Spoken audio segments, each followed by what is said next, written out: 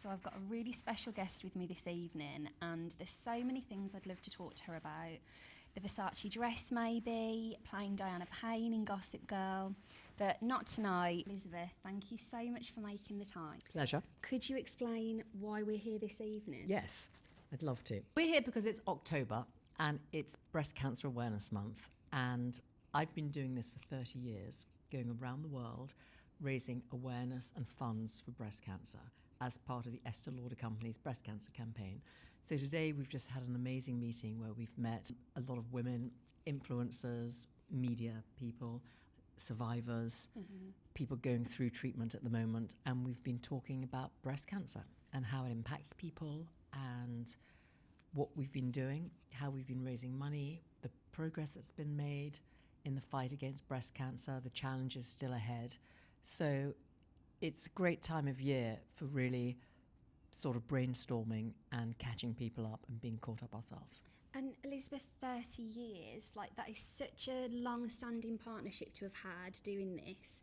What are your earliest memories of signing up to the campaign, and how did you come to join them? I came to join the campaign because I was the face of Estee Lauder all the way back then, before you were born, I'm sure, in 1995. And I was shooting all their makeup and skin campaigns and fragrance campaigns. And right at the beginning of my contract, a wonderful lady called Evelyn Lauder, who was Estee Lauder's daughter-in-law, came and asked me if I'd join her in a new campaign she just started. And that was to tell the world about breast cancer, to raise awareness for it, and to raise funds for the Breast Cancer Research Foundation. And so we've spent the last 30 years doing exactly that, because back then it was very different because nobody spoke about breast cancer. She just co-created the pink ribbon. There was a Breast Cancer Awareness Month, but nobody knew about it because nobody spoke about having breast cancer. Doctors weren't on television talking to ladies about their breasts. People who were going through treatment most certainly didn't talk about it, because my grandma was one of those people.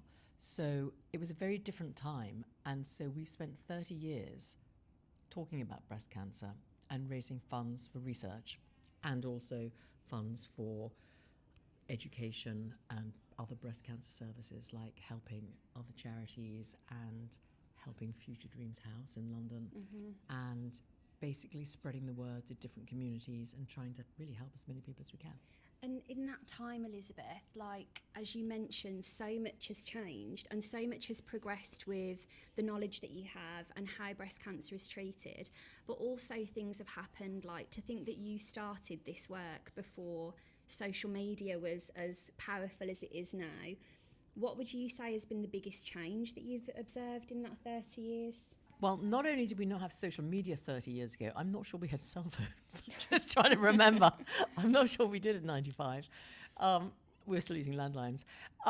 Well, what really started off us being able to talk to people were live TV appearances and live appearances to the public. We started this program of lighting buildings pink. Yes. And I went all over the world lighting buildings pink, just to say to people, breast cancer is amongst us and we need to talk about it. Yeah. And even last week, I lit the Empire State Building pink, which is something we've been doing for decades. And it's this huge beacon that shines out across New York and just tells people that people still care, people are still listening, they are being seen. And, you know, we're trying to put an end to breast cancer. And there's so many things, Elizabeth, like I've been lucky to hear you speak a few times over the years. You were actually one of the first people I met as a beauty intern, and kind of an experience I remember learning all of the other things that the beauty industry does like this that we don't really get to see. But in that time, you know, you've had those big moments like lighting up the buildings or talking to people today. Just from a personal point of view, what's been your proudest moment?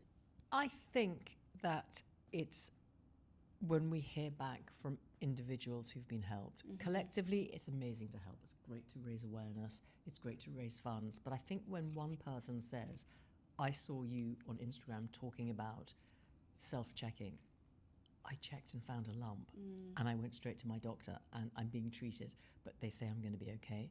When we hear stories like that, it really means, I think, that we're making progress. And we just want more of that. And I've observed that today when you share your story, you know, your story of how your grandmother experienced her breast cancer and maybe didn't speak about it as much, and then we hear from speakers that feel so much more empowered to share their stories. It just reminds us as well, I think the big thing that I take from it is cancer affects the whole family. So you have the person experiencing it and the family. I mean, over the years of getting to talk to so many different people, do you have any words of advice for a family unit that might be experiencing cancer at the moment? Well, some years ago, we did a lot of research into that exact question about how families are affected and how obviously it's most appalling for the person who's been diagnosed and going through treatment, but it can be incredibly tough for children, for husbands, for brothers, mums, dads. And so we made a series of videos talking to families around breast cancer.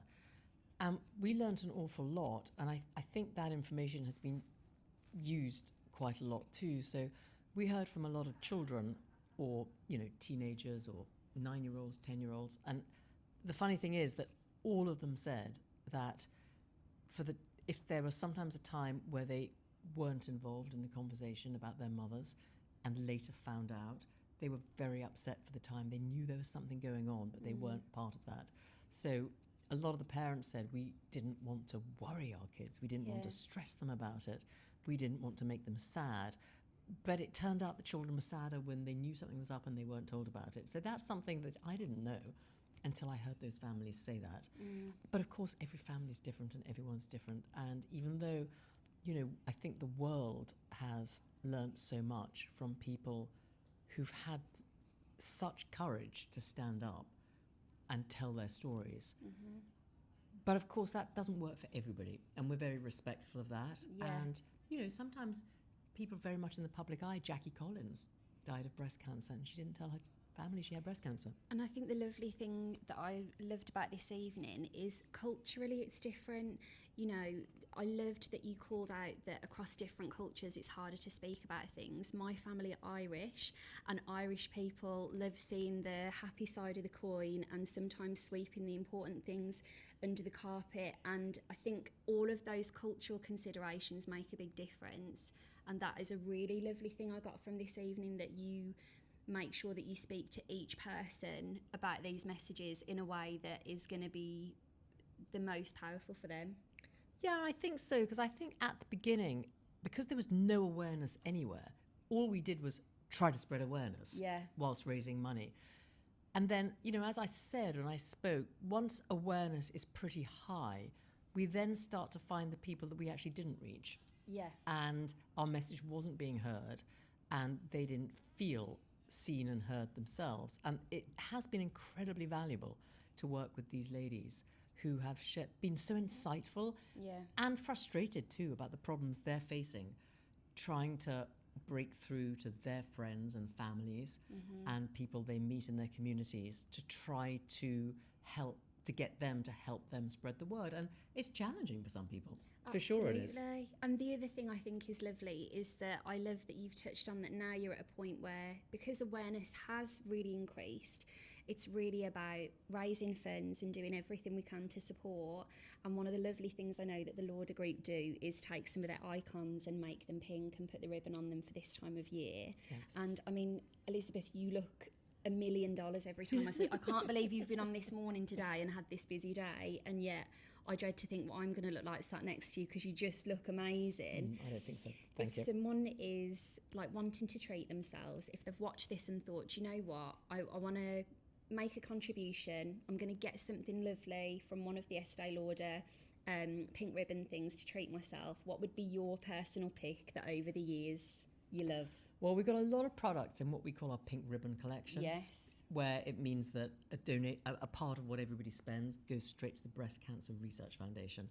And I think probably I'd say our product, Advanced Night Repair. If someone was going to treat themselves, I would probably get that and know that you're doing something good too. But Clinique's Dramatically Different Moisturiser is also one of the pink products this year, and it's in a new pink bottle. And that was the first expensive moisturiser I ever bought. Oh, and do you know what I loved about that? Because that is so iconically yellow.